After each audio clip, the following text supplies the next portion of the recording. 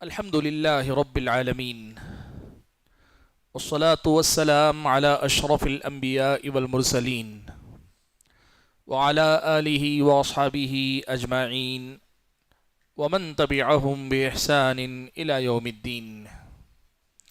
يا أيها الذين آمنوا اتقوا الله حق تقاته ولا تموتن إلا وأنتم مسلمون.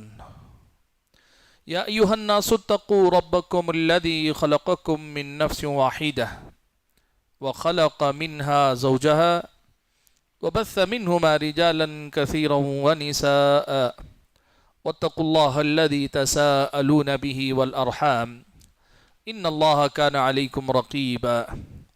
يا أيها الذين آمنوا اتقوا الله وقولوا قولا سديدا يصلح لكم أعمالكم ويغفر لكم ذنوبكم ومن يطع الله ورسوله فقد فاز فوزا عظيما. اما بعد، محترم حضرات اور پردہ نشین خواتین اسلام، نماز تراویح کے بعد روزانہ ہم اور آپ مختلف رسم و رواج کا تذکرہ سنتے ہوئے آگے بڑھ رہے ہیں۔ آج کے درس میں آپ حضرات اور خواتین کے سامنے نظر اتارنے یا نظر سے بچنے سے متعلق رسم و رواج کا تذکرہ میں شروع کرنا چاہتا ہوں، لیکن قبل اس کے کہ اس کا تذکرہ شروع کروں، پچھلے جو 2 درس ہوئے ان میں 2 اہم مسئلے چھوٹ گئے تھے، 2 اہم رسموں کا تذکرہ چھوٹ گیا تھا، ان کا تذکرہ ضروری ہے، اس لیے میں ان کا ذکر کر لیتا ہوں، پھر اس کے بعد اس عنوان کا ہم آغاز کر لیتے ہیں۔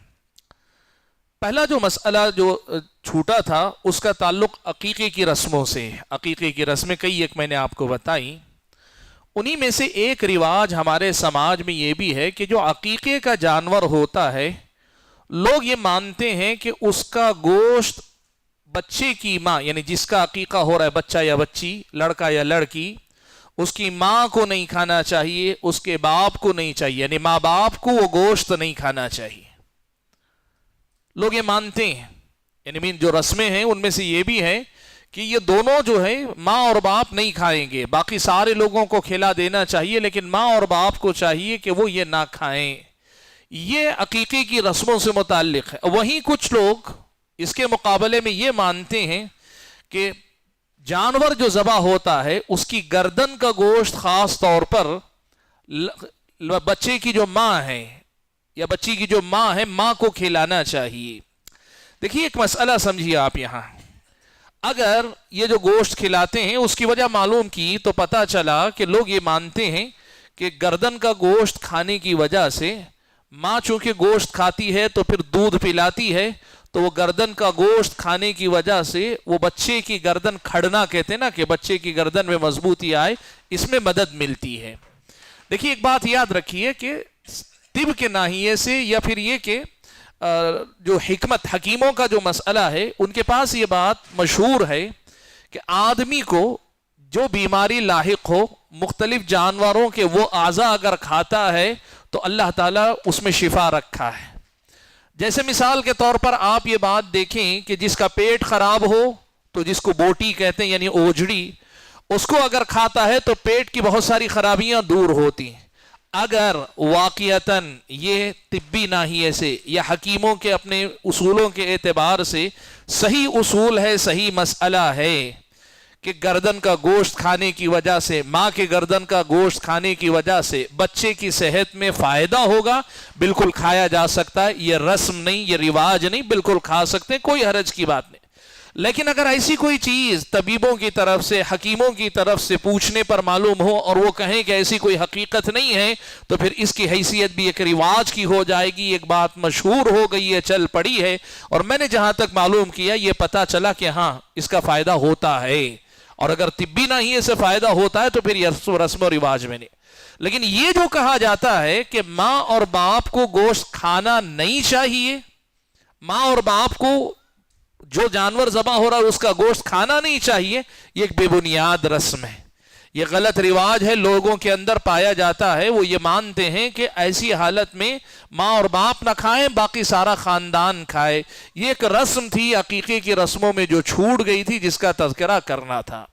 اور پھر کل کے درس میں بچپن سے متعلق جو رسمیں ذکر کی، ایک رسم اور بعد میں بتائی گئی، لوگوں نے یاد دلائی بتائی، وہ یہ کہ بچہ جب رینگنے لگتا ہے یا چلنے پھرنے کے قابل ہو جاتا ہے اور گھر کی دہلیز پھلانگنے لگے، یعنی گھر کی دہلیز سے باہر قدم رکھتا ہے، تو ناریل پھوڑ کر رسم مناتے ہیں، ناریل پھوڑتے ہیں۔ پہل تو میں نے پوچھا، معلوم کیا اس کے پیچھے لوگوں کی رائے کیا، نظریہ کیا ہے، تو کچھ لوگوں نے کہا کہ خوشی سے، جیسے کہ آپ نے بھی سنا، لیکن پھر معلوم کرنے پہ پتا چلا کہ یہ مسئلہ وہ نہیں ہے۔ یہ مسئلہ اصل میں بچے کے گھر سے باہر نکلنے پر کوئی بلا، کوئی مصیبت، کوئی آزمائش اس کو نہ گھیرے، اس لیے ناریل پھوڑ کر بلا کو بھگایا جاتا ہے، یا پھر یوں کہیے کہ مصیبت کو دور بھیجنے کا کام کیا جاتا ہے۔ یہ جو ہے لوگوں نے بتایا ہے۔ میں یہ بات آپ کو بتانا چاہوں گا، انشاءاللہ آئندہ کچھ رسوم کا تذکر آئے گا، کچھ رسموں کا ذکر آئے گا، اس میں ہم یہ بات دیکھیں گے۔ ایسی بہت ساری چیزیں ہیں جو جنوں کو بھگانے کے لیے رسمیں لوگ مناتے ہیں، شیطان کے اثر کو ختم کرنے کے لیے لوگ رسمیں مناتے ہیں، یہ اسی قبیل کی یہ غلط رسم ہے۔ انشاءاللہ جب اس کی تفصیل آئے گی ان رسموں کی تو یہ رسم بھی دوبارہ ہم لوگ وہاں سن لیں گے، لیکن بچپن یا لڑکپن سے متعلق بچوں کی جو رسمیں ہیں اس میں یہ رسم بھی ہے کہ دہلیز پھلانگ جاتا ہے بچہ تو اس کے لیے لوگ رسم کرتے ہیں۔ یہ دو رسمیں رہ گئی تھی پچھلے دروس میں جن کا تذکرہ ضروری تھا، دونوں بہت عام ہیں سماج میں، اس لیے آج میں نے اس سے آغاز کر لیا۔ آج کا جو درس آج کے لیے خاص طور پہ خصوصی طور پہ جو عنوان ہے وہ ہے نظر بد، بری نظر، یا جسے ہم مختصر الفاظ میں نظر لگنا کہتے ہیں۔ تو کچھ رسمیں ہمارے پاس ایسی ہیں جن کا تعلق نظر لگنے سے بچانے کے لیے ہے، اور کچھ رسمیں ایسی ہیں نظر اتارنے کے لیے لوگ وہ رسمیں اپناتے ہیں۔ یعنی سماج میں کچھ ایسے رواج، کچھ رسمیں ہیں جو نظر سے روکنے کے لیے، یعنی نظر نہ لگے، یا نظر لگ گئی ہے تو اس نظر کے اثر کو ختم کرنے کے لیے، اس نظر کو دور کرنے کے لیے لوگ استعمال کرتے ہیں۔ چونکہ اس میں کافی چیزیں ہیں، کافی چیزیں تفصیلات آپ کے سامنے رکھنی پڑیں گی۔ آج کے درس میں بنیادی طور پہ نظر سے متعلق کچھ باتیں جو صحیح باتیں ہیں قرآن و سنت کی، وہ کچھ باتیں آپ کے سامنے رکھ لیتا ہوں۔ سب سے پہلی بنیادی بات آپ یہ جان لیں، پیارے نبی صلی اللہ علیہ وسلم نے فرمایا العین حق، یعنی کسی کی نظر لگنا اور لگنے کی وجہ سے آدمی کا بیمار ہونا یا پھر اس کا نقصان ہونا یہ برحق ہے۔ یعنی یہ کوئی ہوائی بات نہیں، یہ کوئی گپ نہیں ہے۔ نبی علیہ الصلوۃ والسلام نے کہا آدمی کی نظر لگ کر دوسرے کا اس سے متاثر ہو جانا یہ برحق ہے۔ لبرل جو لوگ ہوتے ہیں نا، جو لوگ لبرل، جو دین کو نہیں مانتے، وہ ان ساری باتوں پر ان کا یقین نہیں۔ ہمارا مسئلہ یہ ہے کہ نبی علیہ الصلوۃ والسلام نے جب بتا دیا تو ہمارا ایمان و یقین ہے کہ یہ برحق ہے۔ اللہ کے نبی صلی اللہ علیہ وسلم نے یہاں تک کہا کہ نظر میری امت میں سب سے زیادہ ایک تو عمر ہے، عمر طبیعی گزار کے آدمی کی موت آتی ہے، لیکن اس عمر طبیعی کے بعد سبب کوئی بنتا ہے، کوئی حادثہ، کوئی مسئلہ سبب بن کے جو لوگ انتقال کرتے ہیں، اس کو سامنے رکھ کر اللہ کے نبی نے کہا کہ اگر وہ طبیعی موت کے بعد کوئی چیز سب سے بڑا سبب ہے جس کی وجہ سے لوگ مریں گے، وہ نظر ہوگی۔ نظر بڑی خطرناک چیز ہے، نبی علیہ الصلوۃ والسلام نے خود یہ بات بیان فرمائی۔ تو یہ عقیدہ کہ کسی کی نظر لگتی ہے، یہ عقیدہ اسلامی شریعت کی نظر میں صحیح عقیدہ ہے، یہ کوئی غلط رواج نہیں، کوئی غلط مسئلہ نہیں، یہ برحق۔ اسی لیے نبی علیہ الصلوۃ والسلام نے کئی چیزیں ہم اور آپ کو سکھائیں، کئی باتیں اللہ کے نبی صلی اللہ علیہ وسلم نے ہم اور آپ کو بتائیں۔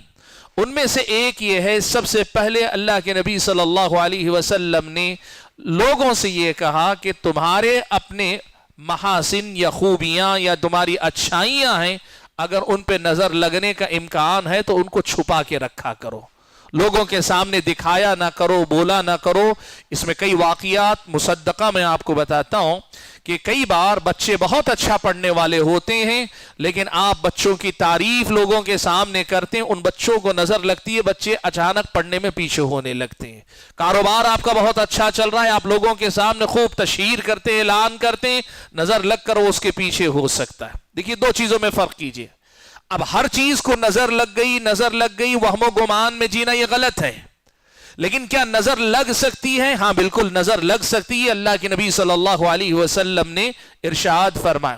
تو کہا اس کے لیے سب سے پہلا مسئلہ یہ ہے کہ جو محاسن، جو خوبیاں ہیں نا، ان خوبیوں کو چھپا کر رکھنے کی کوشش کرنا ہے جہاں تک ہو سکے. یہ اللہ کے نبی صلی اللہ علیہ وسلم آپ کو مال دیا ہے، آپ لوگوں میں چرچا کرتے پھریں گے، ہو سکتا ہے نظر لگے. کوئی بھی چیز آپ کو حاصل ہے وہ رکھے رہیے، اپنی حد تک رکھیے، دنیا کو دکھانا ضروری نہیں، لیکن دنیا کے دکھاوے سے نظر لگنے کا امکان ہو سکتا ہے. اس سلسلے میں ایک بڑا مسئلہ ہے جس کو عام طور پہ ہمارے پاس غلط مانا جاتا ہے، لیکن یہ صحیح مسئلہ. وہ مسئلہ کیا ہے معلوم ہے آپ کو؟ حضرت ابن قیم رحمت اللہ علیہ نے، علامہ ابن قیم رحمت اللہ علیہ نے زاد المعاد میں یہ بات حضرت عثمان ابن عفان رضی اللہ تعالیٰ عنہ سے روایت کی کہ حضرت عثمان ابن عفان نے یہ کہا کہ ایک بچے کو دیکھا، بڑا خوبصورت بچہ ہے.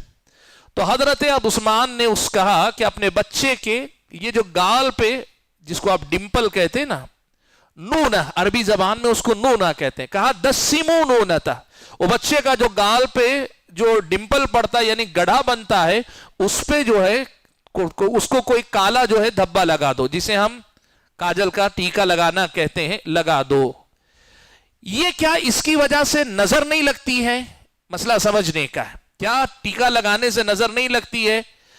اہل علم نے کہا کہ نہیں، یہ نظر کا توڑ کرنے والا ٹیکا نہیں ہے، بلکہ بچے کی شکل پر، خوبصورت بچہ ہے، بچہ خوبصورت ہے، نظر لگنے کا ڈر ہے، تو ویسی صورت میں اس کو اگر آپ لگا دیں گے تو کیا ہوگا؟ بچے کے محاسن ذرے چھپ جائیں گے، ذرے خوبیاں چھپ جائیں گی. خاص طور پر وہ ڈمپل بچے کو پڑتا ہے تو زیادہ خوبصورت لگتا ہے. اس کو چھپانے کے لیے لگانے کو کہا. کالے ٹیکے یا کالے رنگ یا کالا، ہر بچے کو نظر سے بچانے کے لیے ٹیکا لگانے والی بات یہ شریعت کی بات نہیں، نہ حضرت عثمان نے کہا.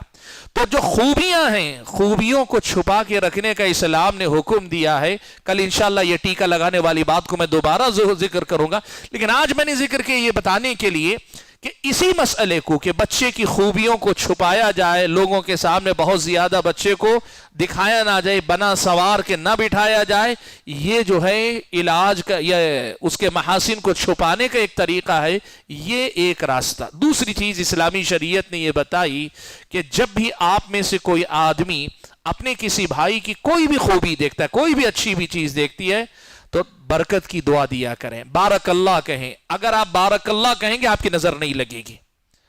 آپ بارک اللہ کہیں گے آپ کی نظر نہیں لگے گی. اسی لیے کسی بھی آدمی کی کوئی بھی خوبی، کوئی بھی اچھائی، ظاہری خوبی، اخلاق کی خوبی، کوئی کما لیا، کوئی بہت جیت گیا، کوئی بہت آگے بڑھ، کوئی بھی اچھائی کسی کے بارے میں سنیں، اسلامی شریعت نے آپ کو ادب سکھایا ہے کہ آپ بارک اللہ کہیں، برکت کی دعا دے دیں، اور برکت کی دعا دے دیں گے تو نظر نہیں لگی. دوسری چیز اسلامی شریعت نے ہم اور آپ کو سکھائی، نبی علیہ السلام نے حضرت حسن و حسین کو دم کیا. اعیدکما بکلمات اللہ التامہ ومن کل شیء ہامہ ومن کل شیطان وہامہ ومن کل عین لامہ. یہ دعا پہلے بھی اور بعد بھی، نظر لگنے سے پہلے بھی اور نظر لگنے کے بعد بھی پڑھی جائے تو اس سے نظر کے اثر سے بچنے کا فائدہ ہوتا ہے. اور ایک اور بات اللہ کے نبی نے سکھائی کہ اعوذ بکلمات اللہ التامات من شر ما خلق. اللہ کے نبی نے کہا جو یہ دعا پڑھ لے گا کوئی چیز اس کا نقصان نہیں کر پائے. تو یہ وہ چیزیں ہیں جو ایک آدمی کو نظر لگنے سے بچانے والی جو اسلامی شریعت نے سکھائی ہیں. تو نظر کا لگنا برحق ہے، اور اگر اس نظر لگنے سے آپ بچنا چاہتے ہیں، خوبیوں کو، کامیابی کو، اچھائیوں کو چھپا کر رکھیے، لوگوں میں تشہیر نہ کیجیے، لوگوں کے سامنے دکھاوا مت کیجیے، لوگوں میں بہت زیادہ اسے لے کے نہ نکلا کیجیے. اور دوسری چیز یہ کہ یہ جو آداب، یہ دعائیں سکھائی گئیں، ان کا اہتمام کیجیے. مان لیجیے کسی آدمی کو نظر لگ گئی، اب نظر اتارنے کے لیے اسلامی شریعت نے کیا طریقے دیے؟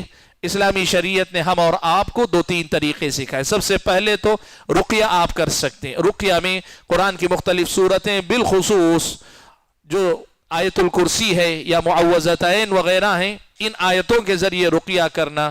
ایسے ہی قرآن کی آیت وَإِن كَادُوا لَيُزْلِقُونَكَ بِأَبْصَارِهِمْ لَمَّا سَمِعُوا الذِّكْرَ وَيَقُولُونَ إِنَّهُ لَمَجْنُونَ. یہ قرآن کی ایک آیت، حسن بصری رحمتullah علیہ نے کہا یہ آیت پڑھنی چاہیے، قرآن کی آیت ہے، شفا ہے، یہ آیتیں پڑھی جا سکتی جس کو نظر لگ گئی۔